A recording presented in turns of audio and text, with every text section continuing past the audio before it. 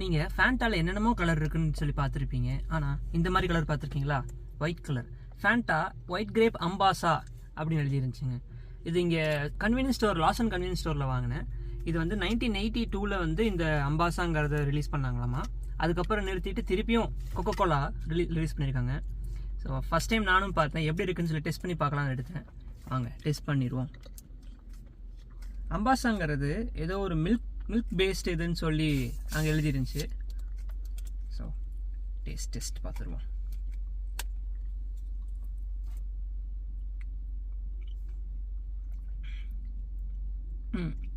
இது வந்து எப்படி இருக்குன்னா, ஒரு மாதிரி டேங்கியாக ஸ்வீட்டாக ஒரு மாதிரி மில்கியாக இருக்குது.